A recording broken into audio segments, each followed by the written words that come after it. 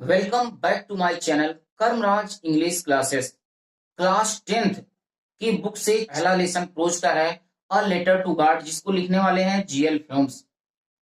इसके समरी को बहुत ध्यान से सुनिए, आप लोगों को बहुत ही अच्छा लगेगा। इसमें एक किसान रहता है और वह किसान बहुत ही हार्ड वर्क करने वाला किसान रहता है।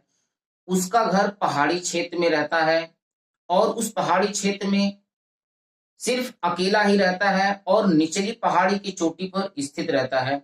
और उस चोटी से वह नदियों को, अपने खेतों को, पके हुए फसल और फूल को अच्छी तरह से देख सकता था कि हमारे खेत को किस चीज की आवश्यकता है। एक समय उसके खेत को कुछ फुहारे या हल्की बरसात की जरूरत रहती है और वह उत्तर पूर्व की तरफ देखता है तो देखता है कि बादलों के विशाल पर्वत आते हुए दिखाई दे रहे थे। तो उस समय उसको कुछ आशा हो जाती है कि लग रहा है कि अब हम लोगों को कुछ वर्षा का जल मिलने वाला है। तो वह घर पे जाता है और अपनी पत्नी से कहता है कि प्रिय, लग रहा है कि हम लोगों को अब कुछ वर्षा का जल मिलने वाला है। तो उसकी औरत कहती है कि हाँ, अगर भगवान ने चाहा तो। और उसकी औरत उस समय खाना बना रही होती है और जो बड़े बच्चे थे वो खेत में काम कर रहे थे और छोटे लड़के घर के नजदीक खेल रहे थे। और वह उसी समय सारे बच्चों को बुलाती है कि भोजन करने के लिए आओ। और लैंचो बाहर जाता है वर्षा की बूंदों को अपने शरीर पर महसूस करने के लिए। तो उस समय जो वर्षा है वो शुरू हो जाती है और वर्षा की जो बूंद है उसकी तुलना न्यू सिल्वर कॉइन से किया गया है। और वो किया कौन है? लैंचो ने किया है नए सिल्वर कॉइन से। और वो कहता है कि जो वर्षा की जो बड़ी बड़ी बूंदें हैं वो 10 सेंट की हैं और जो छोटी बूंदें हैं वो 5 सेंट की हैं। उस समय जो हवा थी वो बहुत सुंदर चल रही थी, एकदम फ्रेश, स्वीट, एकदम मधुर हवा चल रही थी। फिर वर्षा शुरू होता है। वर्षा के साथ साथ ओले भी पड़ने पड़ने शुरू हो जाते हैं और उसका खेत इस तरह से हो जाता है जैसे मानो नमक से ढक गया हो, क्योंकि ओले के साथ साथ वर्षा भी हो रही थी। और वर्षा 1 घंटे से गार्डन में, पहाड़ी की तरफ, खेतों में हुई थी। और उस समय वो लैंचो बहुत दुखी होता है और अपने पुत्रों को बुलाता है। कहता है कि अगर टिड्डियों का झुंड भी होता तब भी कुछ छोड़ दिया होता, लेकिन इस ओले ने कुछ भी नहीं छोड़ा। और ये कहता है कि लगता है कि इस वर्ष हम लोगों को भूखा रहना पड़ेगा, क्योंकि यहाँ पर हम लोगों की सहायता करने के लिए कोई नहीं है। फिर अपने परिवार वालों को वह सांत्वना देता है कि जिसका कोई नहीं होता है उसका भगवान होता है।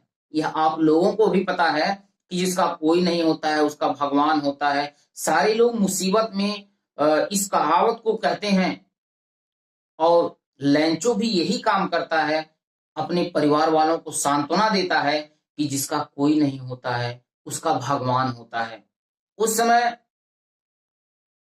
लैंचो सोचता है भगवान की सहायता के लिए कि भगवान से सहायता अगर हमको कुछ मिल जाती अगली फसल आने तक, तो हमारा परिवार भूखों नहीं मरता।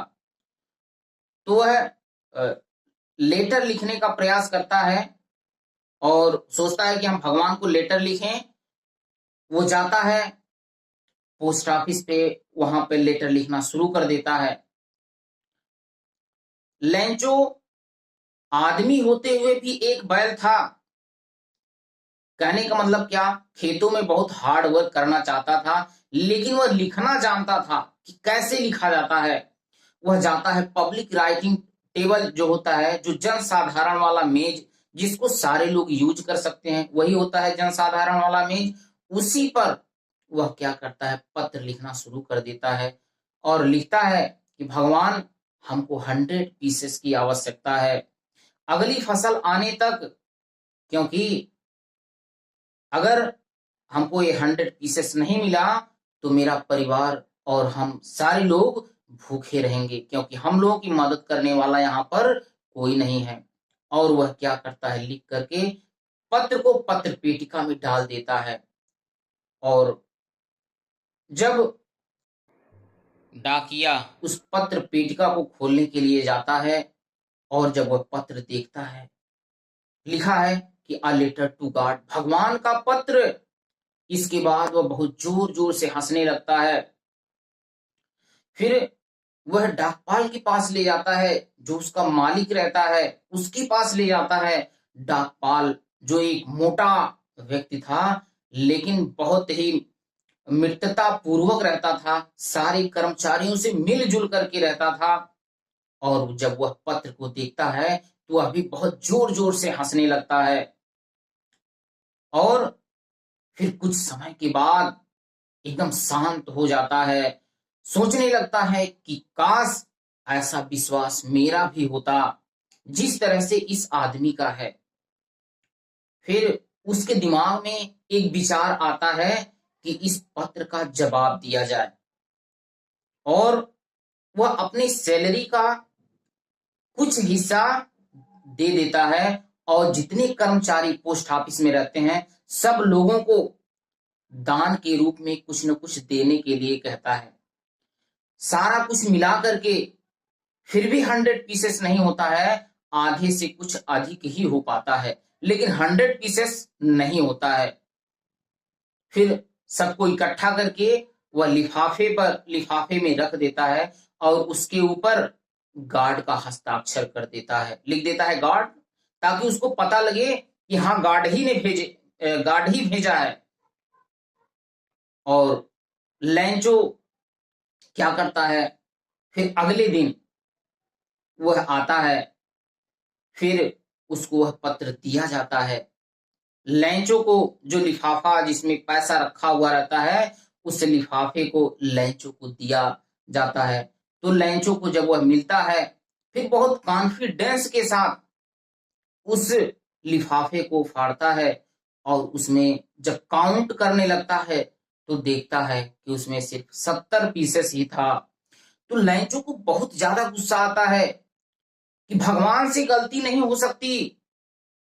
भाई आप लोगों को भी पता है सबसे गलती हो सकती है, लेकिन भगवान से गलती नहीं हो सकती है। तो भी वह बहुत गुस्सा करता है कि भगवान से गलती नहीं हो सकती है। उसको लगता है कि जो पोस्ट ऑफिस के कर्मचारी हैं, यह लोग इसमें से कुछ चुरा लिए हैं, तभी 70 पीसेस है। भगवान 100 पीसेस भेजा होगा, लेकिन यहाँ के जो कर्मचारी हैं वह इसमें से चुरा लिए, सिर्फ हमको 70 पीसेस ही मिला।